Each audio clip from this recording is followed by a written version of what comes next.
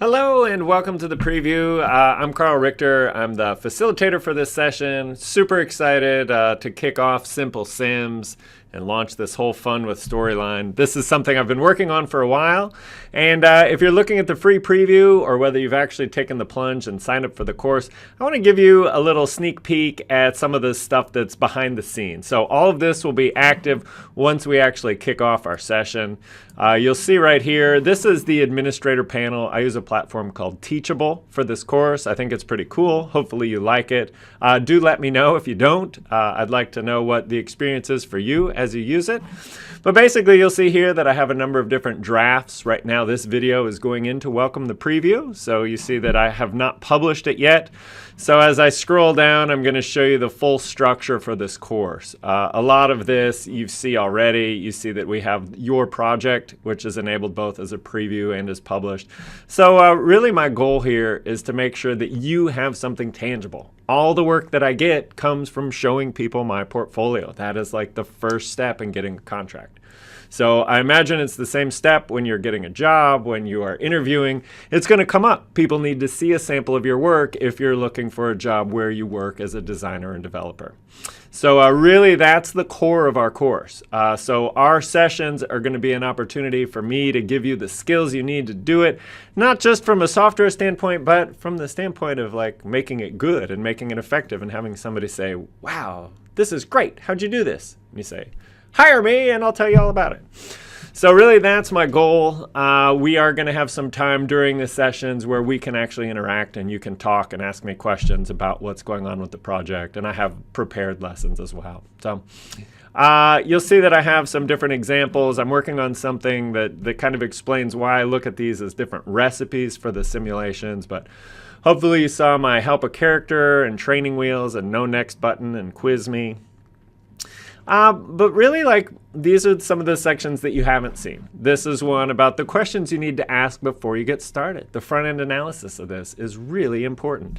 So we've got things on front-end and how to work with objectives and how to find the best screen size and how to do audio. So there's kind of an exploratory period where you're figuring all that stuff out before you switch in and you're actually doing all your recording. If you skip those steps, and I've learned this, sadly, the hard way, if you skip the steps and you record the screen at the wrong size or something, you spend a whole day recording and then you have to redo it. So these are the sort of questions that you need to ask before you get started. Some of them are from a content standpoint, others are from a technical standpoint.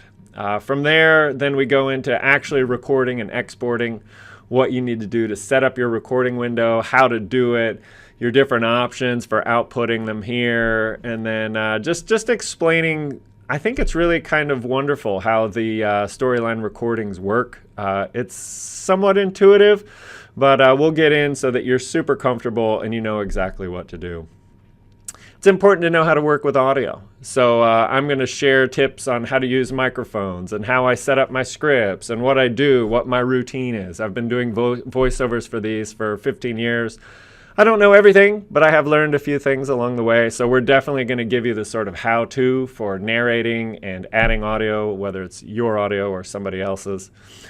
Here we have editing and producing. So first you go through and you do the actual capture, and then you output all the slides. It's basically every time your mouse clicks, it makes a new slide. So you can go back into those slides and you can add audio, you can add captions, you can add little hints and floating boxes and all kinds of different things. So I'm going to show you some of those. If you've looked through my examples, you'll see some of those things as well. But these short videos are going to show you how you can do it on your own. I'm a Gen Xer. I'm all about efficiency. I'm all about working smart, not hard. So there's all kinds of things that I've learned.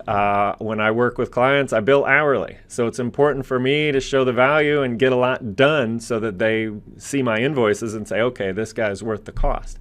Whether you're a freelancer, whether you're a contract, or whether you're an employee, that's important for you too. So I show you tips on how to work with a batch and how to work with slide masters and feedback masters and a number of different ways that you can set yourself up with, I don't want to say templates, but with all the assets that you need for a course and how to do it, how to change fonts at a global level and work with your colors and how to do some other things. Then finally, we're going to go and look at different options you have for publishing this. So different ways to get it in an LMS, different ways to review it, and then even sticking it into Articulate Rise. So that's a quick look behind the scenes.